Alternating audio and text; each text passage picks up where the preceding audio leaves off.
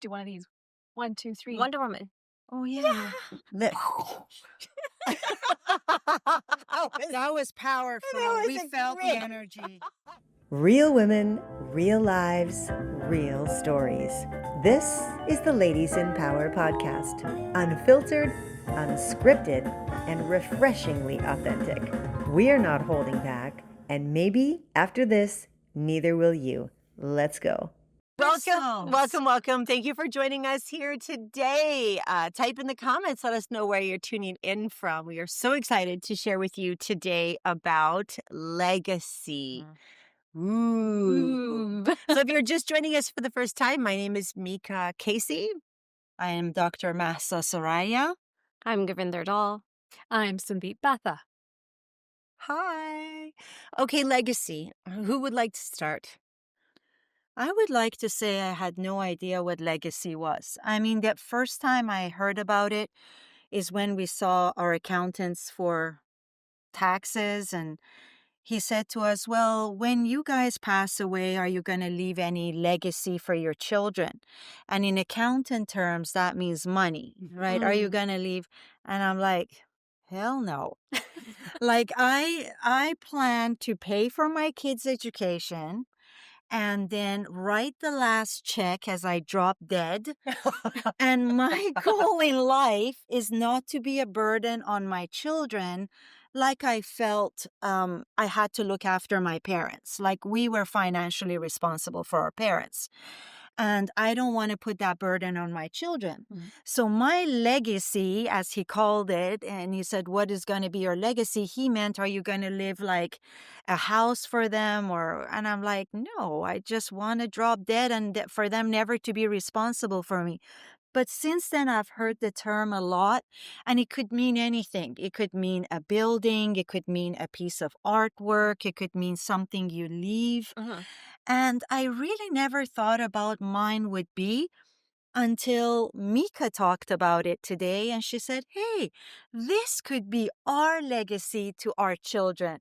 And that got me actually super excited because my husband, he's got his own guitar. And I'm going to plug his guitar. It's his website. It's called Guitar Doc 911. Anyways, he thinks he's really good. And he is. Baby, you are really good. And he goes on there and he plays his guitar and he tells people what he's playing, at what notes he's playing, and he sings. And he keeps saying, that's my legacy. My grandchildren are going to look at me and see what a good guitar player I was. And I had nothing. Like, I can't really sew. I can't cook. I can't show you how to make a flan. I didn't have any of that. And then when Meeka said that today, I'm like, yes, I have one too. It's this podcast. And if nothing else, my children are going to know my thoughts. They're going to know my sense of style. They're going to know how I wore my hair, what I liked in my makeup. So all of that to say, I found my legacy today, and I'm very happy. Oh my goodness. Thank you. That. So exciting. It is. It really is. Because I was kind of feeling bare. Aw, Without any purpose. This What is why you about- should, you should ask your friends what we see as your legacy, Yes. or even your family. And I actually think you've brought up such a wonderful starting point to how do we define legacy for each of Yeah. ourselves? Because you started off saying, you learned it as a financial, Yes. and maybe you're discovering it could be more than something that's financial. And I cut you off. So what were you going to say? No, it's okay. Because your legacy, in my eyes, that I've known you, is to bring joy everywhere you go. Like, legacy, it's like reputation for me. It's what are people saying about you when you're not in the room? Whether you're here or you're gone to wherever we go, it's that what have you left behind, and an energy as well. And when I think of all the smiles, like tens of thousands of That's smiles that you have affected for people to feel confident in a photo, to feel confident in conversation, to have them, when you're straightening or whitening or fixing someone's teeth, that changes their image of themselves. It changes how they show up in a business meeting, how they are on a date.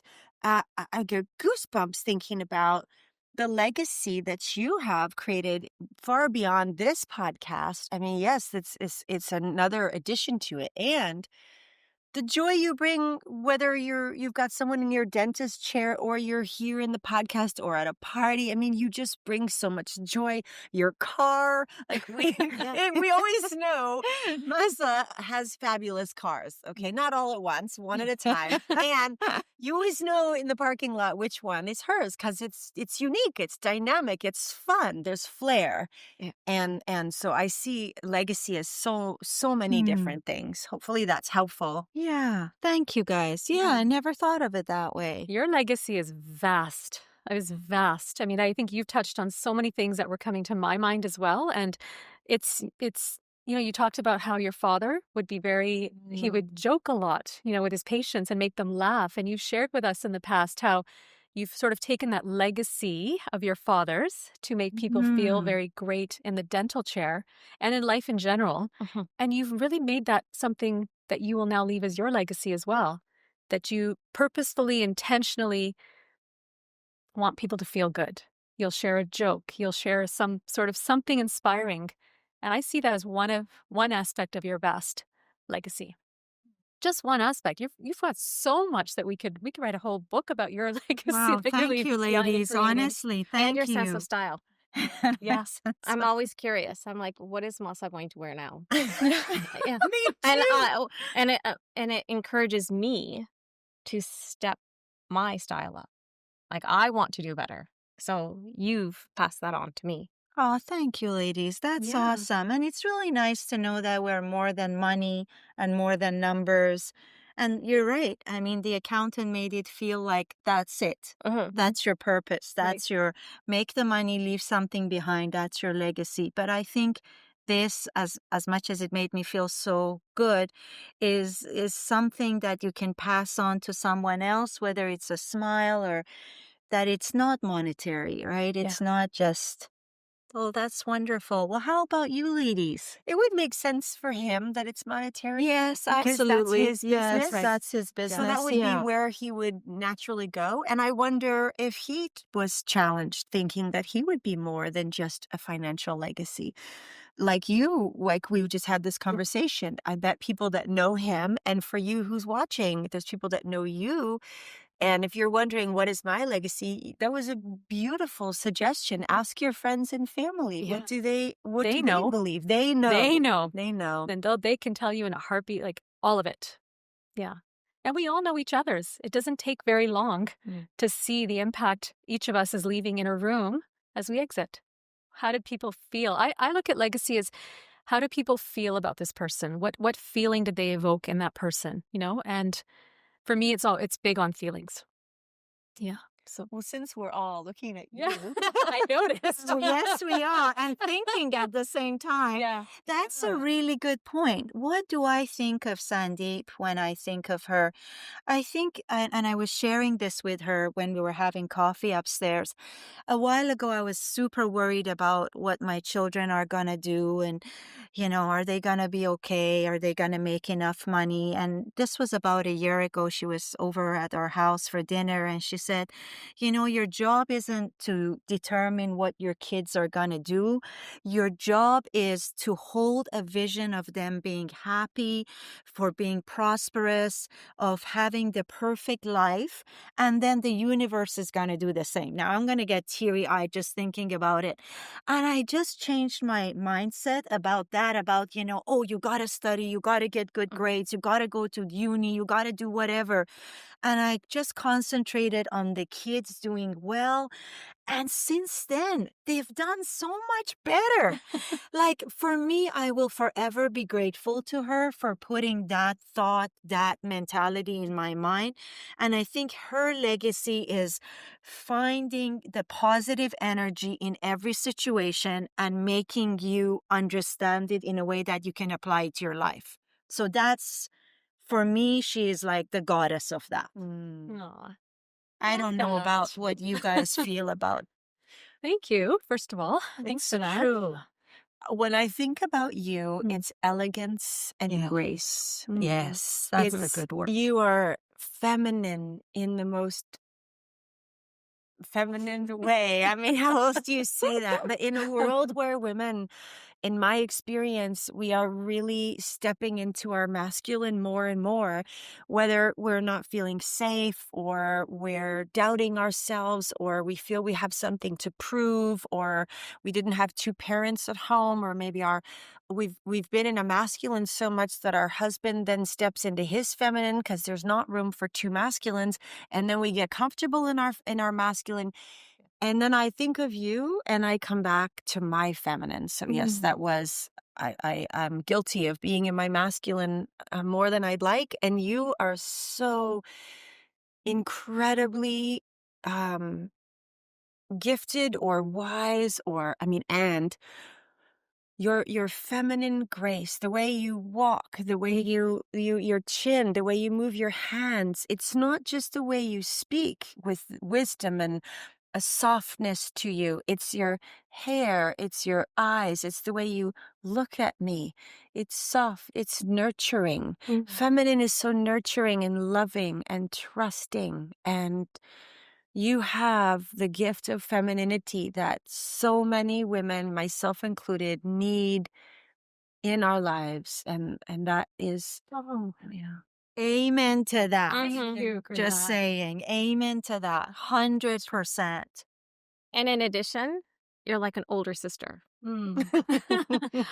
That's exactly what I think of when I think of you. I'm like, oh my goodness, I finally have an older sister, someone who says things that need to be said in such a kind and thoughtful and graceful way. So I feel like I've gained an older sister. And I'll tell you something that just yesterday I was envisioning you as a little sister. You asked for something, and I'm like, in my thought about how I wanted to approach it, because you were just, it was something, some feedback on something, and I really felt like an older sister to you as well. Isn't that so interesting? And I saw you as a little sister. So how funny that we're having that same thought about each other. And you met me not even a year ago, and I have to admit that if you met me 10 years ago, I'm not sure that you'd think I was as feminine as you see me now. Because this has been actually something in a very recent journey to even understand what masculine and feminine is. And I lived in a very masculine dominated place. Yeah, where I was in my mind a lot. I didn't know how to tap into this. And everybody will see there's a theme with me in every podcast about the heart, about the heart, about the heart. Because I realized that's where I belong. And that's where I'm in alignment with my inner essence of being a feminine.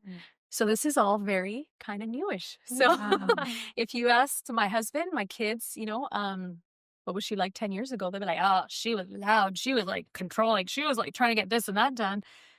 But it's an evolution. So we're always evolving. So, and sometimes I think we may not know the legacy we're leaving behind. 100%. And I don't know if we're meant to even know what the legacy is that we're leaving behind. We're just meant to be who we are at our best, at the best we can bring forward each day. Yeah. And we may be hard on ourselves and think we're not being our best, but that's being us. So good or bad and ugly, all of it. I think our job is just to bring who we are. And the legacy gets created on its own.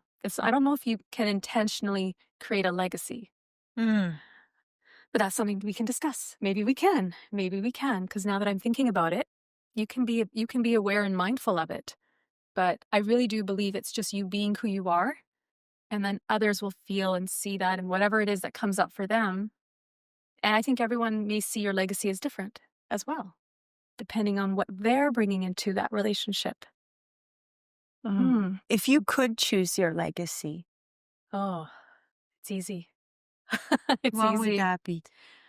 A long time ago, when I was becoming an accredited coach, there was a big day assigned to what is your purpose? And I really struggled. I really struggled because everybody was coming up with these beautiful phrases for what their purpose was. And I was like, I don't have a purpose. Like, what's my purpose? I don't have a purpose. Kind of similar to a legacy. Like, I don't know what my legacy is. And it hit me one day. I was like, what do you do in your day-to-day that nobody else is watching, no one else is aware of, but it lights you up on the inside? And then I was like, got it. And it was so crystal clear to me that it's I know. What is it? What is I'm it? on the edge of my seat. What is Hey, it? I'm totally into this. Let's listen. Yes. So I would say my legacy, I hope it is, this is what I envision it to be, is an uplifting energy. That every interaction that I have with a stranger, with a friend, it leaves them feeling uplifted. Yeah. Lighter. Yeah. So that's what That's it came down to. beautiful. And it applies to so many aspects of my life and how I go about my day to day. And it applies to myself. Because every day I look for things and I really, really love the littlest things. And that will light me up. And I feel uplifted even by what I'm looking for in life. I look to be uplifted by the littlest things in life. That's my challenge every day is what's the tiniest thing that's going to lift you? Yeah. Gorgeous. Well, Gorgeous. Sandeep said something about, when do we, what is our legacy? And I'm thinking, it changes, right? You said we change. Even when we were talking about the podcast today, we said, we don't know. This is fluid. It's going to change. We change. Human beings are not solid. And, you sharing the fact that you were really in your masculine, that is so hard to believe Yes. because you are, Yes. Meeka was right. You are very nurturing. And I think I really like to say that society is pushing women to be masculine and it's backfiring on us. I mean, I don't think many women want to leave the legacy of she was as butch as could be, I don't think any woman wants that. And yet everybody is pushing for that. Women are saying we don't need men. And I was at a restaurant, women are sitting in one corner, men are sitting in one corner. We're not connecting. The energies are getting mixed up. Hey, it's okay to change. It's okay to evolve. It's okay to be better. And yeah, we may not know what our legacy is today, but we will find our passion, we'll find it, and how other people will look at us. Like I always look at Meeka and I'll go, oh my God, mashallah. Touch wood. Yeah. How does she get all that energy? Like, how does she run all these companies? How is she doing all of this? To me, she's light. She's a force of nature. She is a nurturing force. She is bubbly. And she's shared some of the hardships that she had to go growing up and in her family and her personal life. And I know, I think to myself, there is no excuse for anyone out there to say, I have chosen this bad life for myself because of what happened to me in the past. Like, she is the poster child of you can turn everything around and be this amazing light to everybody else, regardless of what happened to you. That's what I see when I see I love Meeka. that too. Well captured. Yeah. Well captured. When Meeka, oh yeah, It's we true. love that Thank settle. you. I don't think anything we're ever saying here is rehearsed for whoever is listening out there, whether you like it or you don't. It just comes from the heart, and it's something that has to be shared that we hope will resonate with you. So you two have known her for less than I have, and Yeah. what do you feel about it? Yeah. So again, it's so easy for others to describe your legacy. It's so easy. Yeah. And we have not known each other even a year, which I find remarkable because we have shared so much. Yeah. And that's part of your legacy is you are such a welcoming presence. Like around you, I always, whether you're giving me one or not, I feel that I'm getting this massive hug. Like I see you, I get you. What can I do for you? How do I make you feel good about yourself? And you do that for everyone around you. It's not just me, but you have this beautiful, confident, just such a gorgeous energy. And, just I look at you like sometimes in awe, like you said, the energy is just so powerful, but you channel it, I think, in the most feminine of Positive. ways too. Yes. Like because you're such a champion of women and men and and men. men, But really, when I see you with other women and they're sharing something that they had a win or something, they persevered and broke through a challenge. Like, there is not a bigger cheerleader than this I woman know. right here. I think if we had to Yeah. call her one Yeah, thing, is she's she's a a cheerleader. cheerleader. Yeah. Pom poms For in her hand Yeah. all the time. Yeah. They're not visible, Yeah. but she's got pom poms in her hand. And there's so much more I can say. Like, I could dedicate a whole podcast to each one of your what you leave behind as a legacy, or what you're creating as a legacy. We're not there yet that we're leaving anything behind. But yeah, it's so easy. It's so easy to come up with something for each of you. It really is. And for Meeka, Thank you for your kind Mhm. words. Thank just you. the I'm way touched. when you see us, Yeah. we I think I speak for all of us. I'm like, I want to stand the way you do. Yes. You know? Yes. I want to. Okay, saying that, I'm just going to Yeah, sit I'm up like- and get on the bus and Fix fix ourselves. ourselves. Yeah. It's like it's your presence, and it's like you. And you don't say anything, but I think all of us are like, "Oh, Mika's standing. Oh my God, I want to be. I want to be like that. I want to be that graceful. Again, that feminine energy. Like, I see that, and I'm like, I want to embody that. I want to exude the way you exude it. She's a swan. Yeah. And we all tried to walk like her. my God, One yes. day, she tried to teach all of us how to walk. I think I Cheerleading swan. landed flat on my face. It was like one foot over the other and wiggle your hips or whatever. And I'm like, it was lumping amazing. along, and I'm like, I don't know what to do. And you see what's inside everyone, and you physically allow them to take it. Yes. Yeah. Yes. Thank you. Thank Yeah. you very much. I really love. I'm grateful that you say swan, because I was called a giraffe for so long. For those are the haters. Sorry, yeah, the kids when we were a kid, and thank you, thank you so much for all of your kind words. It's really touching. I'm really glad that it's recorded for all eternity. Yes, for all eternity.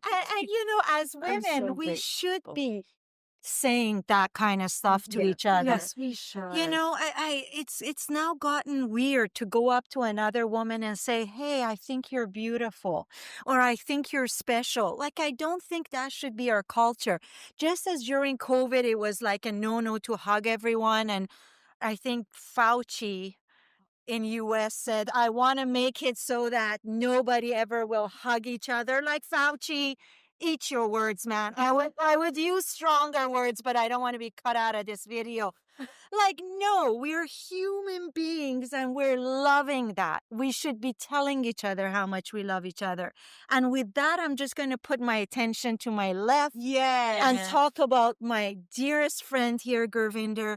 I mean, looking at her, you wouldn't know that she runs a family of 4 children. She does it with so much grace. She has a business of her own. She empowers other women. She talks about energy. Whatever you talk about, she knows about it. You know, it could be bracelets that we're talking today. You know, oh, tiger's eye, that's for protection. I mean, she's like a walking Google's ad, you know, and in the most positive way, with her hair just flipping around, looking gorgeous. Hair, And her it's body. She's amazing, and we are so lucky to have her in our group. To me, she's also a feminine energy, an amazing mom. Yeah, Yeah. yeah. That's well captured. What's Okay. coming up for you? I don't know. I just find that it's really nice to be appreciated. And as women, I don't think that's really coming up. I don't think it really are. I don't know about you guys, but I think as a mom, I just do. And it's very hard to hear even sometimes how special you are. Mm. You know, and how much you do for the family. And I'm not just saying about the cooking and the cleaning and everything else, just being present and just hovering and making sure they're safe. And I just thought that it was amazing that I'm just with 4 amazing women. And yeah, legacy to me just found a whole different meaning today that I just never thought I was going to make some money and leave something for the kids is what I was going to do because I was just so taken back by that question. So that's what came up for me. And thanks for asking, Mika. Yeah. Anyways, that's what I think of Corinne. Well, when I see this woman who's a rock star powerhouse, number one, you have a body for days. Okay. This woman can wear anything and look like a superstar. You have you're so humble. Like your humility as a parent, Yes. how you do everything for your children, and yet like your whole world is your children, and yet you find space for you as well. And you don't brag about anything. You just like No. I just find your balance of confidence and humility is you've hit the sweet spot, and you're such a safe place. I've never ever felt judgment from you, ever, ever. You have this, and again, I think it comes to humility. It comes to that place of being without expectation, without assumption. It's a happy place of being and seeing and experiencing without judgment. It keeps coming back to that, and that, as a woman, is an art, and you've mastered that art. Yeah. Yeah. And your gift of tapping, I think you're changing, like I I was think, saying, yeah. you're changing so many So many, lives, yeah. helping them move through traumas and illnesses, and your passion for it. And again, the balance, because Yeah. you've got 4 daughters Yeah. and a husband. Yeah. And a business. And a business. And Yeah, and two you- businesses, really, if we Yeah. call her husband, who's a wonderful orthodontist. My son has gone to him, and he's absolutely fabulous. I mean, absolutely fabulous, top notch, his whole office. My son, who's a teenager, well, he's not a teenager, he's 26 now.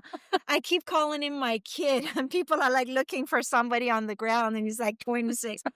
He walked into your husband's office, and it goes, "Wow, Mom," because there are TVs everywhere and electronic stuff. He goes, "That's super cool." And they have a machine that you can make your own cappuccino. And the two of us just went to town there and made ourselves our drinks and sat down and had a mother-son date. He's an amazing doctor. And how do you say your last name? His last name, Dahl, Dr. Dahl.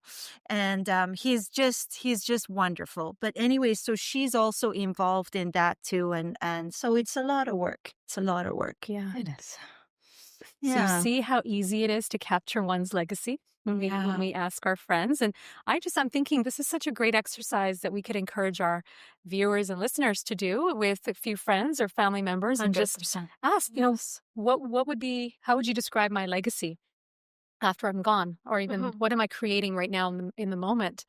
But for me, Gurvinder, everything you two have said, it 100% encapsulates what I feel about you as well.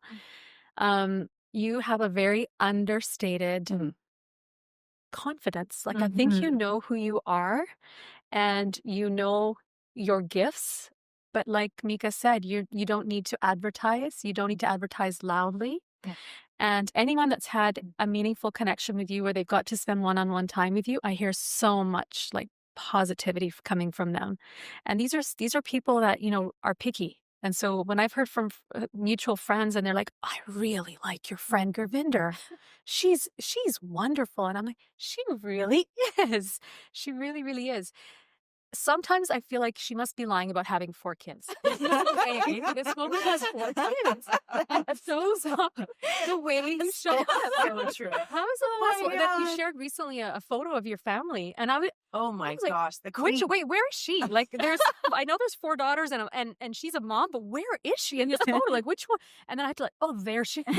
Of course, she's the queen, and she's seated like a Oh my royalty. gosh. But I could not even decipher which of you was the kids and which one. You're so like youthful. And also what one of you said, that you obviously prioritize self-care for yourself. And because you do that, I would trust you with taking care of me. I would come to you because you do what you say you want others to do, right? So you're a walking example of the methods and techniques that you teach. And if someone feels like, "I love her calmness, I would love to hang out." I think anybody that just wants to come down like 10 notches just needs to go and stand next to you. And I think that happens. So that's magic. And Yeah, now that's imagine them learning magic. your techniques and the things that you have spent so much time and energy learning to learn that from you. Can you imagine? So you have just this beautiful, understated presence, but it's powerful. Just because it's quiet doesn't mean it's not noticed. Very much. Oh my God, guys, I don't even know what to Beautifully say. said. I am so humbled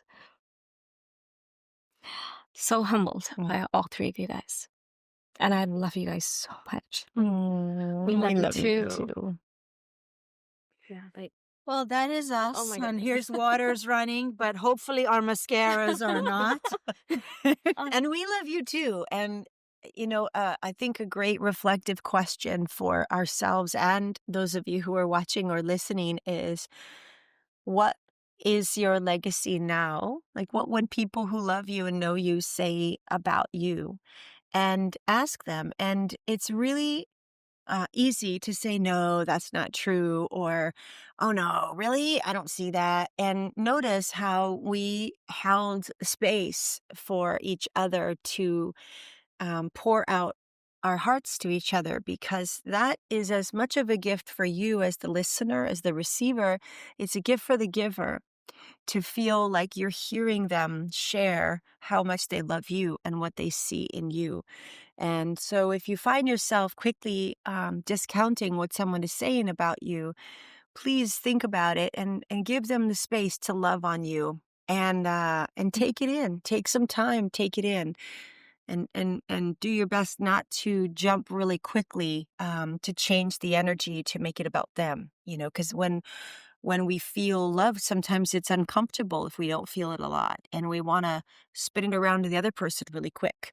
And so we invite you to sit with it and take note of what the people in your life are saying about you. And if you're in a place in your life where you have shut out the world for a little while, maybe put some walls up, you're going through something that's difficult, maybe this is the time for you to step out of those walls and to go and be seen and to be heard and have people take notice. And if that's the case, what legacy would you like to create? What would you want people to say about you? How would you want to be remembered?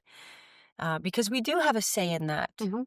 We do have a say in that. So on that note, is there anybody that has an intention, and you shared some of yours, an intention of what you would love for people to say about you when you pass away? We just did recently a eulogy exercise, and it brings up so many thoughts about what do we want people to say about us when we're gone, and why wait till we're gone? Why lean into that legacy now, and be celebrated while you're here physically. I think is an opportunity that we all have to. 100%. And maybe you want to share, maybe you don't. I'm always going to share. Yeah, please. Because that is even new for me, to not shy away from speaking my in that moment truth. Like, I'm always going to be evolving, so I'm okay with that. But something interesting happened for me very recently. I feel like I've attended over the last year, or I've heard about maybe 10 deaths. So through a variety of family and friends circle, there's been about 10 deaths. And I've attended several funerals. I've spoken at a couple of them. And, it kind of leaves you wondering. It left me wondering. There was this question that kept coming up, like, who sees me? Who knows me? Who really knows me? And it was interesting because I was working through this and I was feeling a bit sad about it, because I was trying to think, like, who would really know what I want said about me? And it kept coming up. And I've shared it with a couple of people that I feel close to. And they're like, oh, no, we know. We see you. But there's still something kind of nagging at me. And bless our girlfriends, because over the weekend, this is very fresh. I was chatting with a girlfriend, and she says to me, do you see yourself? Oh, wow. And I was like, yeah. She goes, I want to challenge you on that, because I have said a couple of things to you today about you. And you were like, really? Really? How does that, what do you mean I'm eloquent? She said some word she used. And she says, you question even what I'm seeing in you. So that what makes me wonder, do you see yourself? And I tell you right away, this boom, something happened. And I just said to her, and I grabbed her, I'm like, why are we saving this at the end of a 6-hour date together? How are you telling me this now? And just boom, boom, boom. And so I came home and I realized, do I see myself? And if I see myself, perhaps I don't need anyone else to So see see me. me. Oh, And that's where I landed, that I don't think I was seeing myself or willing to see myself. And that's why I was craving someone else to see me. So I think where I landed was, you see yourself and conduct yourself in the world the way you're meant to be. Just be you without worrying about whether someone sees you or not. That's not your problem, Oh, wow. whether you're seen or not seen. Your job is just to be you. And I'm telling you, like, So deep. Oh my So God. deep. That is, oh my gosh. That honestly, that's spot on. yeah, it was big for me. And so, this is funny. I'm gonna be very honest here. So the next day I woke up, I looked in the mirror and I was like, I love you. Yes. And this is what I see in you. And I sat there and serenaded myself with the things that I see in myself. And I'm like, I see it, and it doesn't matter if anyone else does. You just be you.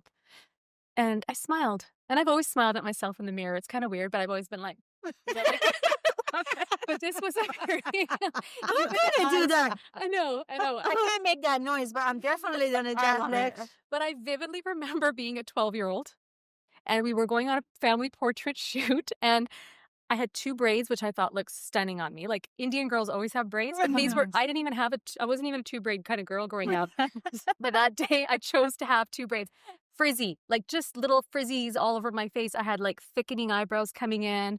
I had the stash getting nice and dark and thick. Yeah. The greasy skin was coming in with the little bits of, the tiny little acne. But I kid you not, I remember that day looking in the mirror going, you look good. That's all that matters. Oh That's all my that matters. God. But I had to remind myself as a 50-something-year-old, I love you. I see you, and no one else has to do it. So that's been my big moment this very recent past, in the last week, I could say. Yeah. So what was the question? Did I answer? I don't remember. It was just Wow, that is I so love it. true. There's a quote, be yourself because everybody else is taken. Yes. And Prophet Muhammad said, you be you, for which for a longest time I never understood it. I'm like, of course, me be me. But this really put it in a very concise, like, exactly. If you know your worth, like what we said, if you know the love within you, then you're enough. Then you don't need anybody else, whether it's your children, your husband, your friends, anybody else's validation, because that's already in your heart, placed by the biggest force we call God or universe. Yes. The fact that you're born makes you special, makes you a miracle. Oh, yeah. So why are we constantly questioning what happens between that 15-year-old with the 2 braids and the brow that thinks are just fantastic to now, like, what happened? Who knocked us off of our horses? Yeah. Hormones. Was it hormones? Was it something said that we took to heart? Yes. That just, all of a sudden we doubt everything we do. Is it right? Isn't it? Am I good enough? Aren't I? Is the hair right? Isn't it? Everything becomes, So, wow. Thank you for that. Yeah, that was really profound. Thank you. Thank you to your girlfriend too. Oh, thank her Thank you, so her much. girlfriend. Thank you, We girlfriend. literally spent a day walking around in trees, and I'm like, it's the magic of the trees that just fed us their wisdom. And she asked this profound question of me. And bless your girlfriends that are willing to challenge you. Yes. Those are the best kind of friends. So yeah, when she said that, and she had examples, tangible examples from that day where I was like, really? I've learned to take a compliment as evidence today. I was like, yes, thank you so much. Thank you. So well. I did really well. Yes. And there was a time in my life where I'd be resisting. But now I'm like, no, it's beautiful. And it's funny because as soon as I've decided to see myself, it doesn't do anything for me. I don't need the external validation and work. Like I really feel like it was an instantaneous disappearing act of needing people to know me. All of a sudden it doesn't matter. All of a sudden it doesn't matter to me what is said about me at my funeral. Oh, I just have this certainty beyond logic that's that really whatever deep. will be said Wow. will be the right thing. Yeah. And it doesn't really matter to me because first of all, I'm gone. Yes. And, but it's what's inside that matters. Do I like who I am? And so, yeah, it's very liberating, ladies. So liberating. Well, after that profound thought, who else wants to share what their legacy wants to be? Go for it, Meeka. Let's hear it. Because you got to go after Sandeep. 'Cause 1, 2, 3, 4. Oh my goodness. Well, I mean, a couple of things that came to mind when you shared was the more we love ourselves, the easier we are to be loved by others. Yes. And that's a big one. If we don't love ourselves, how can anyone love us? We don't let the love in. Yes. Yes. It's not that they don't love us. We don't let the love in. Um, and you said so many things there, with regards to the place of trusting and that you are enough and loving yourself in the mirror. And I was thinking like, and then you said, when did we stop doing that? Mhm. Like, what was the catalyst that put the doubt. It's so profound. I don't know. What I do know though is whatever we believe to be right, we get to be right. Yes. And that's, we hear self-fulfilling prophecy, or we hear self-sabotage. These things get thrown around in our lives, whether it's our reputation or our weight or our aging or our income. And this is where I think legacy becomes so important in setting the intention. It's not necessarily that you're going to reach it, but as Les Brown says, it's better to aim at the stars and land on the moon than it is to land on the moon when you aim for it and you could have landed in the stars. So it's better to aim too high and miss than it is to aim too low and hit. Yes. And I think that we then start living our lives wanting to not fail. So we set the bar lower. We bring in logistics, logic. We start to doubt our imagination, doubt our creativity, doubt the miracle that we are, as we've just been reminding ourselves of. And that is the worst thing, that I would ever want to do, is be at the end of my life, if I'm conscious and well enough to be contemplative at that place, and think, geez, I wish I could have, should have, would have. Why didn't I love more? Tell that woman that she was fabulous. Tell my husband how much I appreciated him, even in moments where it was a struggle. I'm always looking at what I don't want to leave behind because of my limiting beliefs, and reminding myself that anything is possible for myself and others. If I say that it's so great for other people, if I'm such a great cheerleader for others, then I must be that cheerleader for me as well. And I think I am. I know that I am, and that is really, you ladies touched on the legacy that I want for myself, is to be the light, is to be known as the person who believed in others before they believed in themselves. Oh, wow. Yeah. And sometimes we need to do that for ourselves 100%. too. We need to do that to ourselves, not necessarily to 100%. prove it, to raise our standards to it. Like, we got to raise our standards, got to raise our standards in so many ways, and not aiming too low and hitting. That's a powerful reminder. Yeah, Thank that's you. exactly what you said. What was the word you said about go beyond reasonable? What was that? It's from David Guillaume. He's well, he teaches Kabbalah teachings, and he talks about certainty beyond logic. Certainty It's, beyond it's a phrase logic. I've I learned gotta from make watching sure. him. I Yeah. love that. Certainty. Yeah, because like Mika was saying, logic is going to say, you can't do this. Or some people's logic may say. Yes. Or people can look in the mirror and say, be reasonable. You're not as cute as you think. And that reasonable, that logic, that just stops us. It's got to go out the door. Yeah.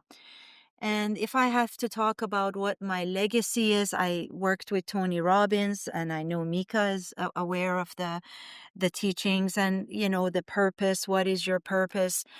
And at one point I had the same, you know, you want to be the light. You want to be that person that everybody remembers would light up the room. And I want to share a story, if that's okay. And it's about my favorite place in India. And of course, the Taj Mahal. I love the building. I love the people of India. I loved India. And I especially loved Taj Mahal and what it stood for.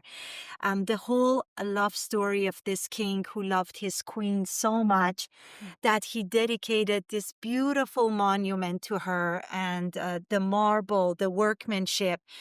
And I was talking to this with my best friend, and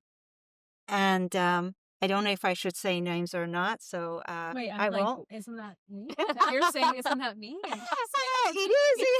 It's all Personal. Yeah. So, Gurpreet, if you're listening to this, we were traveling together, and I said, "Oh yeah, I love Taj Mahal, and I love what it stands for. You know, what a legacy, what a thing to leave behind." And she's a very matter of fact kind of girl, and she looked at me and she says, "Oh, you love Taj Mahal, do you?" And she says, I go, yeah, I hear that the king was actually Persian, and the wife was the most fairest. And I go through this whole history trying to impress my best friend. And she goes, well, I bet you didn't know that the king was so selfish and cruel that after the workmen, the craftsmen finished building the place, he chopped their hands off so they could never duplicate the beauty of Taj Mahal. And I just stood there in shock. Like I didn't quite know what to say. But afterwards I said, wow, Taj Mahal just lost its beauty for me.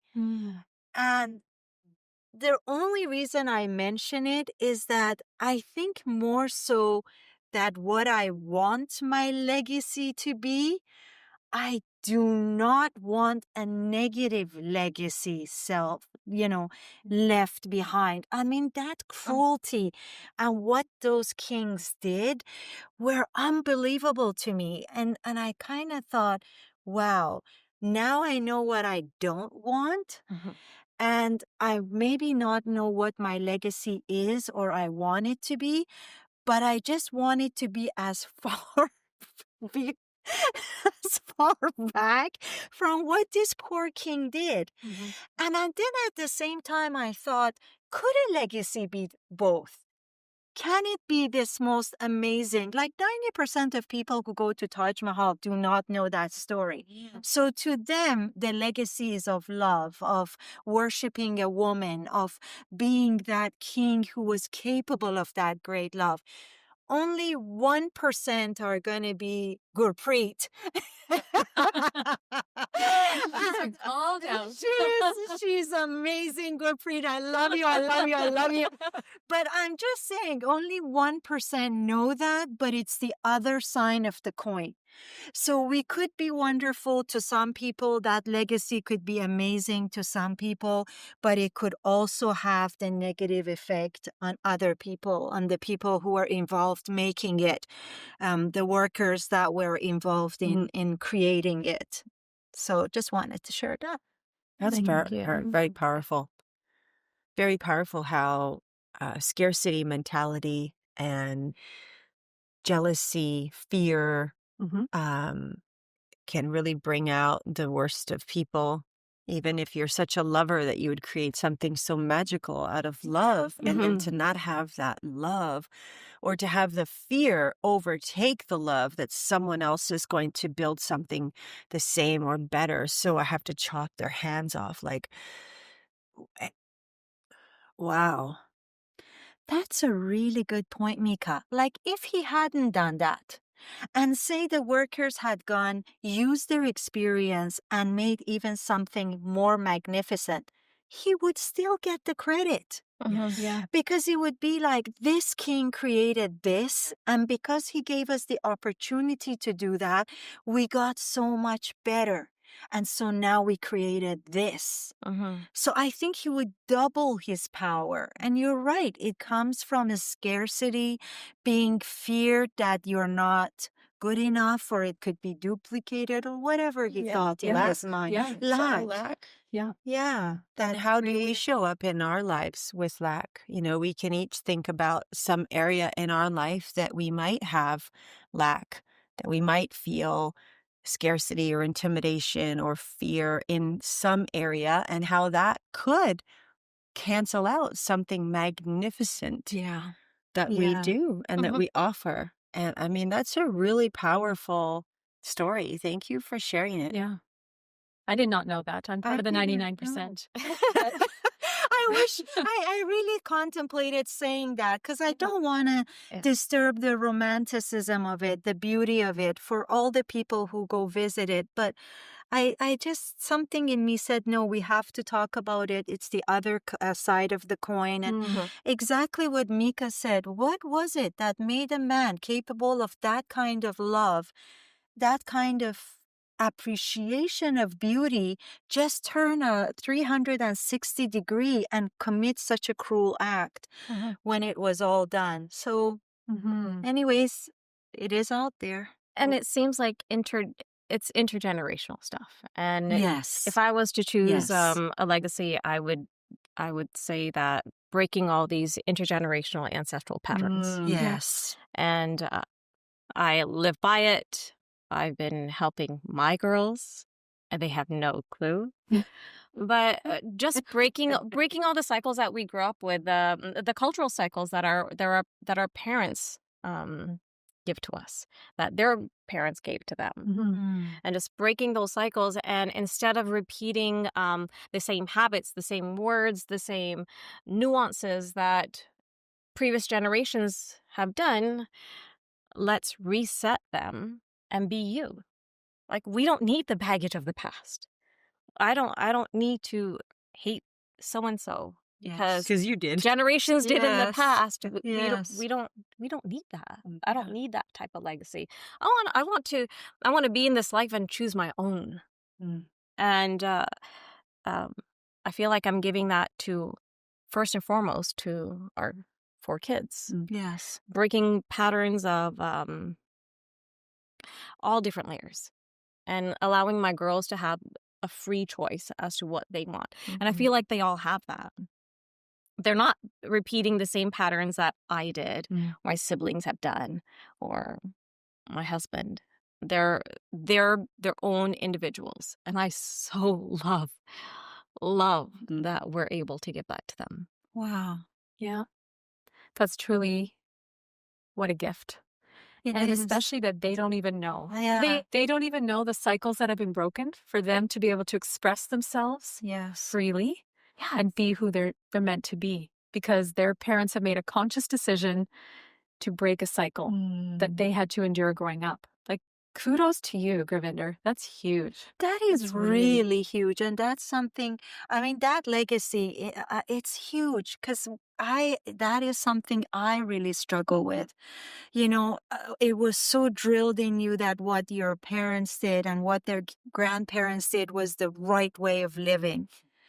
And it's so hard. I mean, we have to take a break. And I have to admit that I had received a text from one of my children, and I just reverted back to my mom. I did instantly. And if it wasn't for these girls around me, I would have seriously popped a vein here or something. It's so ingrained in me, and maybe because I am much older than any of you guys over here, that tradition is so drilled on me. That's the way it is. That's the way it should be. The way of the ancestors is right, and you keep the clan. And it really wasn't right a lot of times, and it did a lot of damage.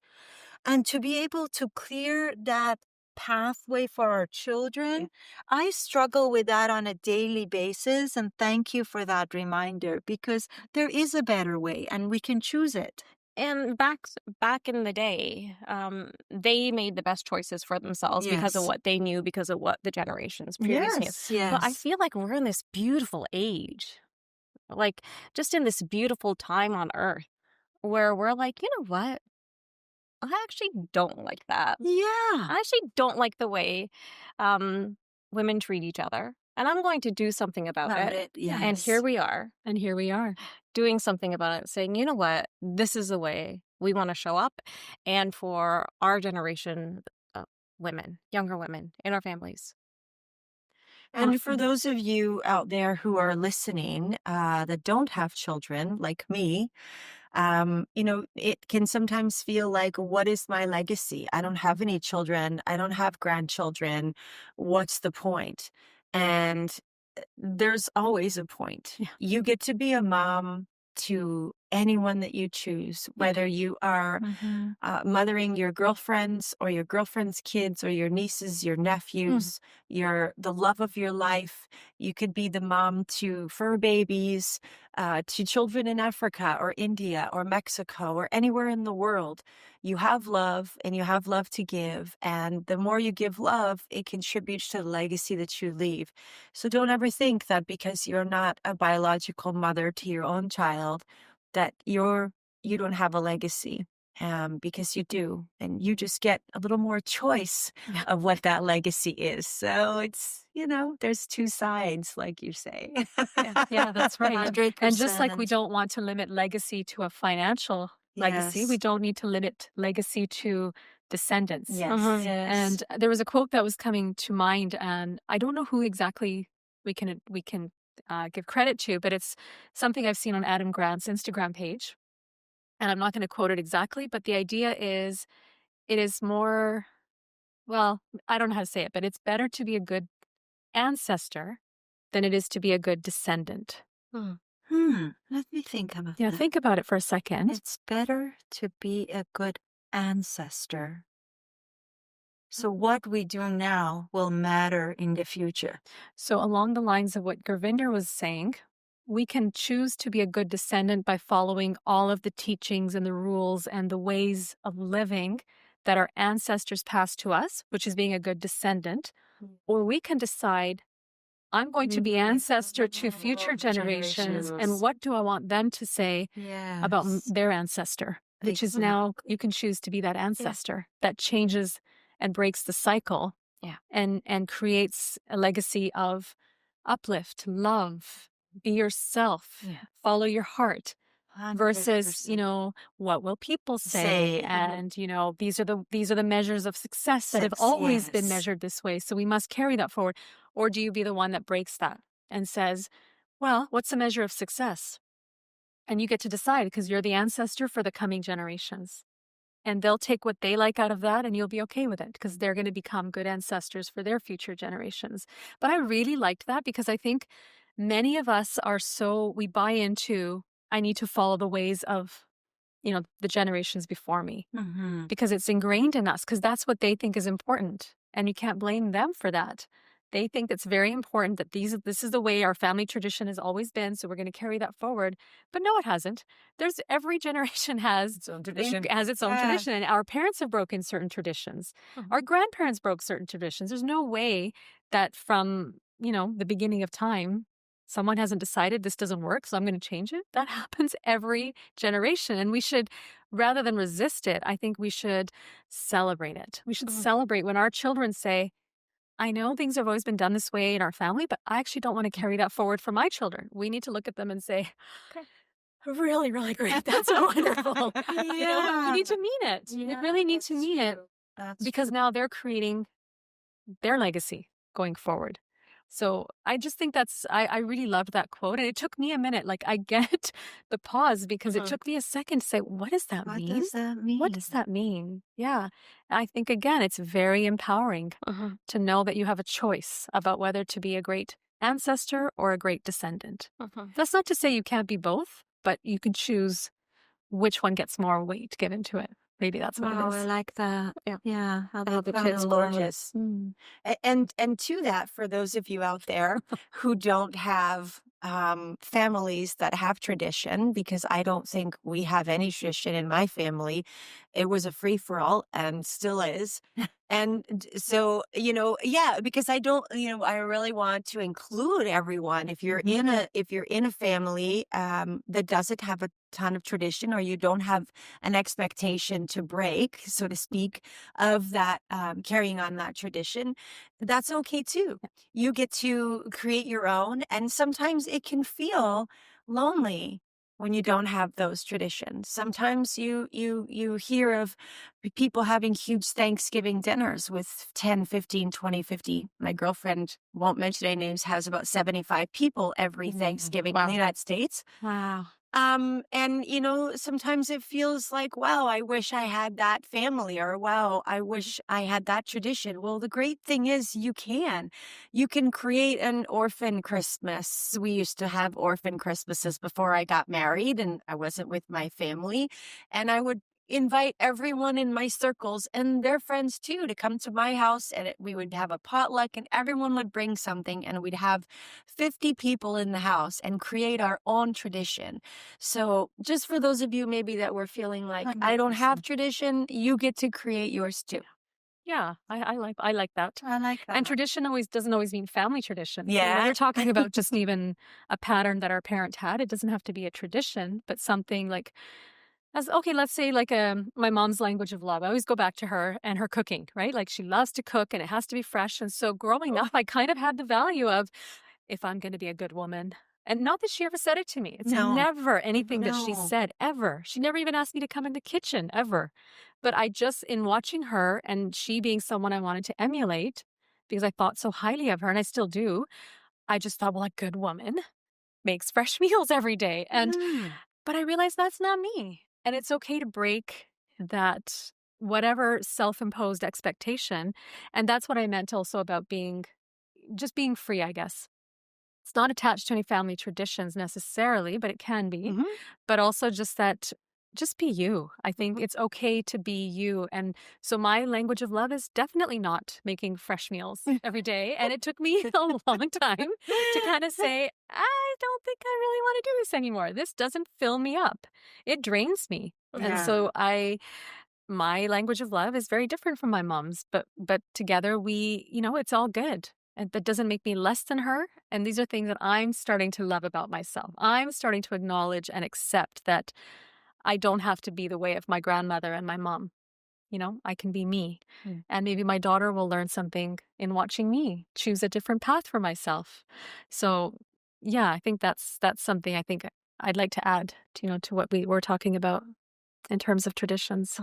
Yeah. And again, I like to thank Meeka for bringing us back to including everyone. Yes. I mean, I would say even if you have no parents at all, and Yeah. you were raised somewhere by nuns or in a, good for you. There was nothing to break. You can make your own rules.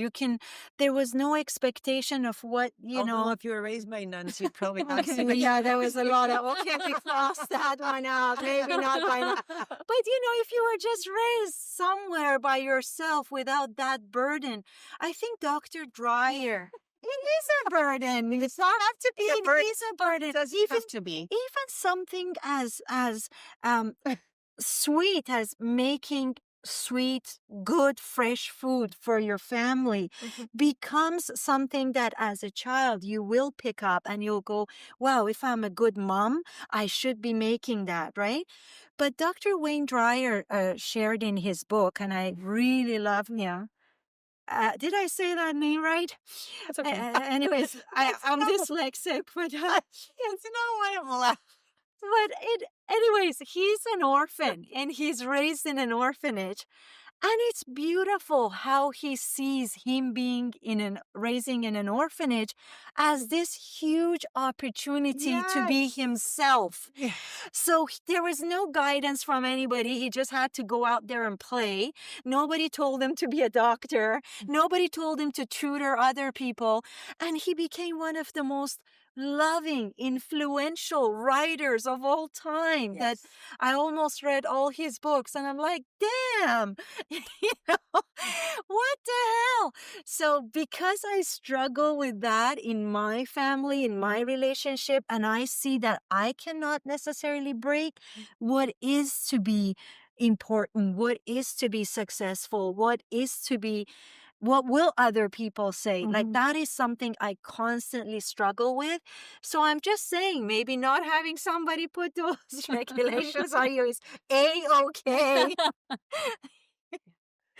We get to decide at the end of the day. Yeah, we get to decide. Change Either your story, way. change your life. If the story that you're telling yourself Yes. is a good one, things are going to be good. If things, the story you're telling yourself is poor me, I had to, or victim or whatever, then that's going to be your truth. So you do get to change the story. And I, yeah. She'll tell me after why she thought it was so Not funny. at all. Not at all. Oh, I wouldn't want to leave anybody out on that. I really don't remember what I was laughing at. I apologize. It's good to have laughter. apologize. It's great to have laughter. If I remember, I'll edit it in, okay? How do we know when we're not on the right story about ourselves? If it doesn't feel good. Yes. If it's emptying you, if your bucket is feeling empty and you're like, ugh. But what if there's something that feels really good and we don't know because that's our story? We're comfortable with it. We're familiar with it. How can we help people identify? It's going to come in the calm. So whenever you're calm, especially in the shower, the reason why great ideas come in the shower is because we're calm. That nice hot It's water is true. on us and we're just relaxed. And that's where you get those really cool aha moments. So notice things in the shower. Yeah. So when you're in the shower, because you're calm and you're warm, you will hear like little whispers. I definitely attest to that because every time I've struggled with a creative process, it will always come to me in the shower. It will always come to me in the shower. And I think I've said this before, or on a nature walk. One of the two places is where my creativity just lights up. Yeah. But it's so interesting about the shower because I remember my first idea, I think I was about 25, where it really clicked. I'm like, why in the shower? Why does it always come to me in the shower? Like, what is it about? But it's so interesting how many, many years later, I learned of the connection. Saying that. Yeah. It's fascinating. Yeah. Yeah. Wonderful things come in the shower. Yeah. And obviously in nature. But And things don't have to be tough, ladies. Yeah. And you don't have to be alone. And we want to thank you so much for being here. If you haven't seen our first episode where we share how we met each other at tea. We had high tea, and Masa brought all of us together. It was the first time that we met, and we decided to have a podcast, and we've become great friends in the last 6 or 7 months, more like sisters, like family. And so again, it's you get to choose, you get to choose. So go out there and find your family, find your sisters. Find your Tweety birds. Create whatever you want to create, legacy included. And I guess That's it for us for today. that's it for us. So See you next time.